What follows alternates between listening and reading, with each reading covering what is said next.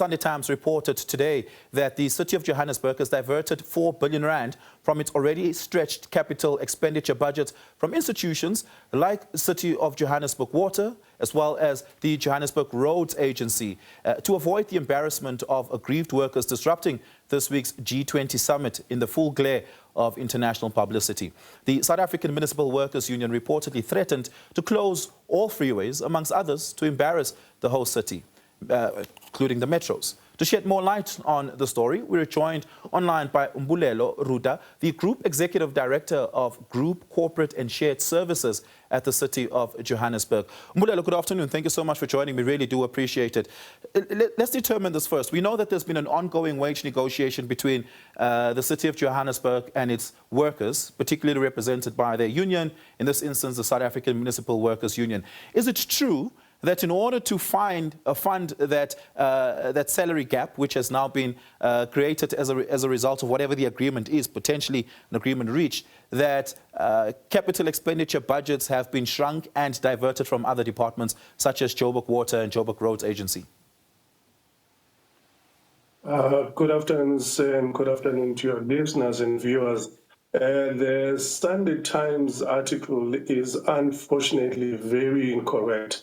There's been no diversion of funds from any capital budget or capital expenditure of the city to fund the salary negotiations. If you recall, we only reached an agreement with SAMU on Friday in principle, and that agreement still has to be reduced into writing. So therefore, there can never be any diversion of funds, and I don't think the city is intending to divert any funds from its capital expenditure, especially for important projects from water and the roads agency. Yeah. Okay. Is there an agreement? Is there a wage agreement in place between SAMU and the City of Johannesburg? On Friday, after long negotiations, which were facilitated by a senior advocate from November 2024, we reached an agreement in principle of how the city is going to be reimbursing or paying the workers for salaries lost going forward, and also paying them as a grade 10 municipality instead of a grade 8. So that agreement was reached in principle on Friday, and the terms and conditions of the same agreement will only be finalized during the course of this week and ongoing time. Importantly as well, and I think we need to ask the question around where the money will be coming from to fund the gap.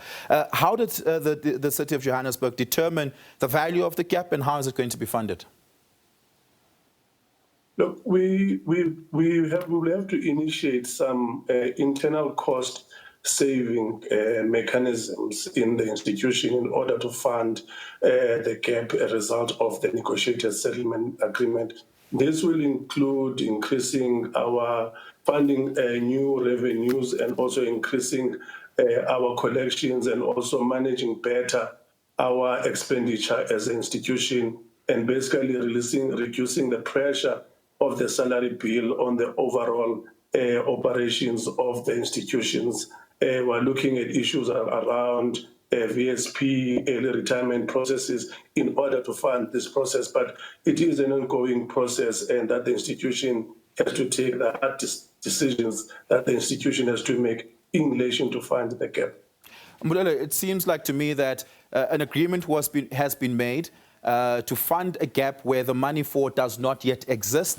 The money for funding this gap is not on your balance sheet. You have to go and find it ultimately and get it onto your balance sheet through what hopefully is an initiative to increase collection rates, to get an early retirement program going. And even then, it would probably be a voluntary early retirement program. So it relies on people wanting to take early retirement packages that are available. Should they choose not to, then the program falls flat. It seems to me that the City of Johannesburg is in a precarious position where it agreed to something it doesn't have money for.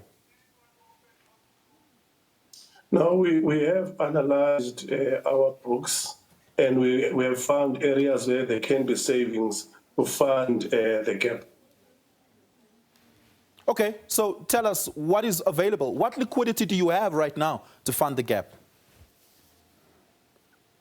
As I said, look, there are various mechanisms. For example, we have No, instituted I'm not talking about the projects, money. for example. Hold on, Mbulelo, I'm not talking about money that you have to go and find through cost-cutting mechanisms, hopefully through better collections and an early retirement program. I'm not talking about money you still have to find. I'm talking about money that's currently available. What are the levels of liquidity available right now to begin to fund the gap? There is money in the budget to fund the gap, and obviously the agreement is over a period of 3 years. And obviously, as we do our budgeting every financial year, we will have to make provisions for the agreement. Yeah. What is the gap? How much is the gap?